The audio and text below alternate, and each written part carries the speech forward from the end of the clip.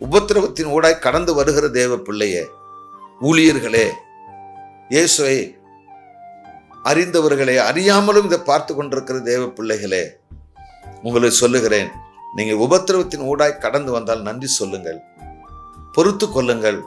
தேவன் எந்த தீமையும் பண்ண விடமாட்டார். எந்த தீமையும் நமக்கு வராது. அந்த உபத்திரவத்தின் ஊடாய் ஏன் நம்மை நடத்துகிறான்னு சொல்லி பார்ப்போமானால் தேவன் நம்மை உருவாக்குகிறார். பயப்படாத சிறு மந்தையே, ராஜ்யத்தை கொடுப்பேங்கிறாரு. பயப்படாத சிறு பூச்சியேங்கிறாரு.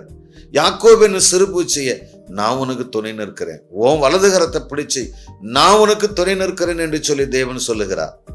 அன்பான தேவ பிள்ளைகளே, அவர் நம்முடைய உபத்திரவத்தின் ஊடாய் வரும் பொழுது அவர் அருவருக்க மாட்டார். தம்முடைய முகத்தை அவனுக்கு மறைக்க மாட்டார்.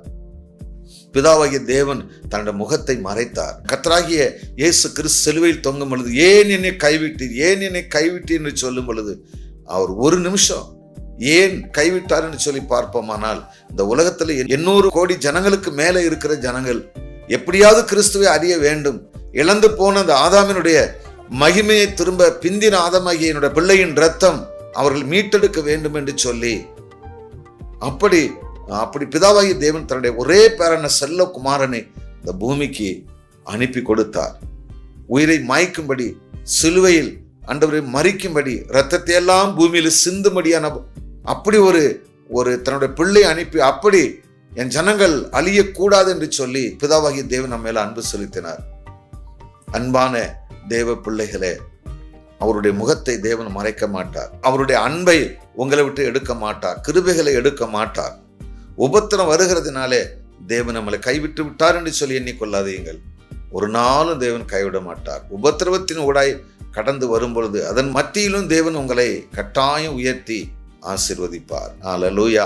கர்த்தர் நல்லவர். அப்படி கடந்து வருகிற பிள்ளைகளுக்கு அவர் சொல்றாரு, முகத்தை மறைக்க மாட்டேன், அவர்கள் கூப்பிடும் பொழுது நான் கேட்பேங்கிறாரு. அப்படி உபத்திரம் வரும் பொழுது நாம் கூப்பிட வேண்டும், பாவ அறிக்கை செய்ய வேண்டும். ஏன் இந்த உபத்திரவம் என்று சொல்லி ஆண்டவர்கிட்ட கேட்டு, ஒருவேளை நம்ம கீழ்ப்படியாத மித்தமாக வருகிற உபத்திரவமாய் இருந்தால் மனம் திரும்ப வேண்டும். அல்லது நாம் நல்ல தேவனுக்கு பிரியமாய் நடக்கும் பொழுது ஒரு உபத்திரம் வருகிறது என்று சொல்லி பார்ப்போமானால் ஒரு படி மேற்படி உயர்த்துவதற்காக அந்த உபத்திரவம் நமக்கு வரலாம். இன்னொரு ஸ்தானத்துக்கு நம்மளை கொண்டு போக வேண்டும் என்பதற்காக கூட அந்த உபத்திரம் வரலாம். உங்களுக்கு தெரியும், எத்தனையோ மிஷனரிமார்கள் பிள்ளைகளை ஆண்டவர் எரிக்க ஒப்பு கொடுத்து தேவனுக்கென்று விதைத்திருக்கிறார்கள், புதைத்திருக்கிறார்களே. நினைத்து பாருங்கள். எத்தனையோ பாடுகள் மத்தியிலே மிஷனரிமார்கள் ஊழியம் செய்தார்களே. நினைத்து பாருங்கள். அல்லேலூயா.